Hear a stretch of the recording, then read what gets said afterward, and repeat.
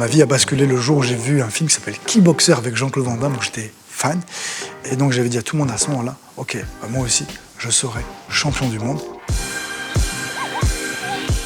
Bonjour à tous, donc je m'appelle Falaise Biry, j'ai été plusieurs fois champion du monde, 2 fois en kickboxing, 1 fois en boxe thaï, 1 fois en absolute fight.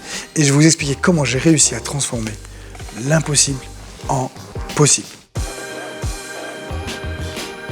Je suis né à Dreux, en Eure-et-Loire, et mes parents ont décidé, quand j'avais l'âge de 2 ans, de venir s'installer à Lyon. Et on habitait une petite commune qui s'appelle Selfoy-Lyon. Donc j'étais le seul maghrébin de l'école et j'ai subi, en tout cas j'avais ce sentiment d'être misé un peu à l'écart, un peu du racisme. Alors pas comme maintenant, c'était un peu la peur de l'étranger. J'avais fait mon anniversaire et je me suis dit je vais inviter plein de gens et comme ça j'arriverai à me faire des copains. Et donc sur toutes les invitations que j'ai faites, il n'y a personne qui est venu. Donc j'avais vraiment ce sentiment d'être misé à l'écart et donc beaucoup de frustration, manque de confiance. Et toute cette frustration, je l'ai exprimée à travers les combats, un peu la violence. Ma vie a basculé le jour où j'ai vu un film qui s'appelle Kickboxer avec Jean-Claude Van Damme, où j'étais fan. Et donc j'avais dit à tout le monde à ce moment-là, ok, moi aussi, je serai champion du monde. Et c'est là où ma vie a commencé, où on m'a dit oui, c'est bien, mais je sentais bien que personne ne croyait en moi. Et on m'a dit que c'était en gros, ok, rêve, c'est bien, tu ne pourras pas y arriver. Et donc à partir de là, j'ai eu la chance de m'inscrire dans un club de boxe. Et dans ce club de boxe, l'entraîneur était l'entraîneur de l'équipe de France. Donc pour devenir champion, c'était l'idéal. Et comme j'aimais vraiment le combat, le fight, toute ma frustration, tout mon mal-être, je l'ai exprimé à travers le combat. Et très rapidement, j'ai eu des titres, champion de France, champion d'Europe. Et après, par la suite, champion du monde. Et ça m'a complètement changé. Après, quand je suis devenu champion, je me suis aperçu que pour vraiment en vivre, c'était très difficile à l'époque. Okay, donc j'ai réintégré une fac de sport et là, on m'a encore dit, c'est impossible. Car je viens d'un bac pro et personne n'a réussi issu d'un bac pro. Eh bien, c'est pas grave, j'ai pris tout mon bagage de sportif de haut niveau, de combattant, où je vais rien lâcher. On m'a dit c'est impossible, vous allez voir, je vais vous montrer que c'est possible. Et donc j'ai vraiment travaillé, je passais des nuits blanches. En plus, il fallait que pour me payer mon loyer, parce que j'ai pris un appartement sur Saint-Étienne, même si mes parents m'ont beaucoup aidé, beaucoup soutenu, il fallait quand même de l'argent. Donc j'ai travaillé, donc il fallait que je travaille, que je m'entraîne, parce que j'étais encore au plus haut niveau. Plus je suis des études de fac, donc c'était énormément d'efforts, de sacrifices. Et c'est là où j'ai réussi à aller jusqu'à ma licence TAPS. Après, en licence TAPS, je me suis aperçu que pour être prof de PS, parce que c'est ce que je voulais, il y avait 12 000 candidats à l'époque, 400 postes, donc j'avais pas le niveau, pas se mentir.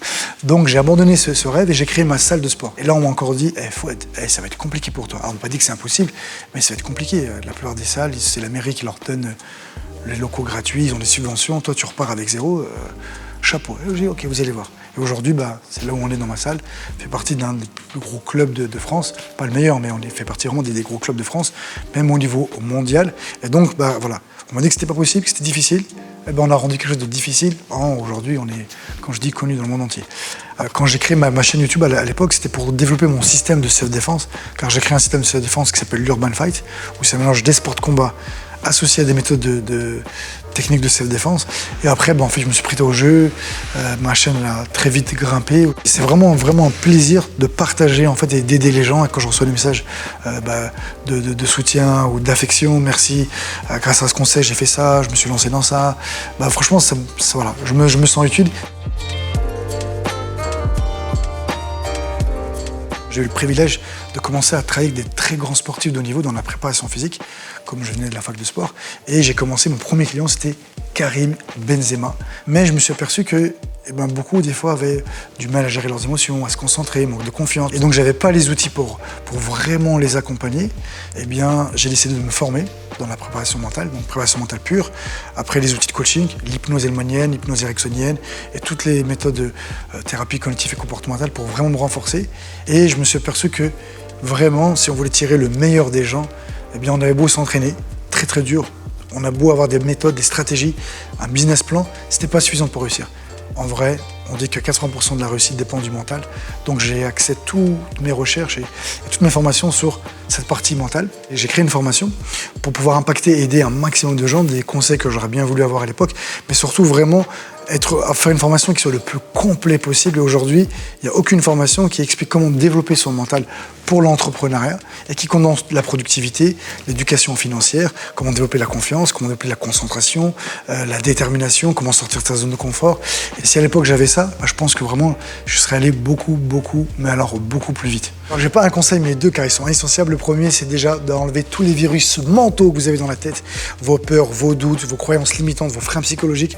Si vous pensez que pour réussir, il faut de l'argent, habiter telle région, avoir des diplômes, avoir un gros réseau, eh bien ça va vous empêcher d'avancer. Donc, il faut vous débarrasser de toutes ces peurs, tous ces doutes. Le deuxième, c'est sortir votre zone de confort pour rentrer dans une zone d'effort, faire des choses sur lesquelles vous n'êtes pas habitué. Donc, c'est apprendre, faire des efforts, faire des sacrifices, patienter, parce qu'après, vous allez rentrer dans une zone de panique, de peur, et juste derrière se trouve la réussite. Donc, en gros, ma formule, ça serait dépassement de soi, rigueur et pensée positive. Apprendre à voir les choses du bon côté pour faire face à toutes les épreuves que vous allez rencontrer dans votre vie. Et avec ça, vous êtes capable d'atteindre n'importe quel objectif.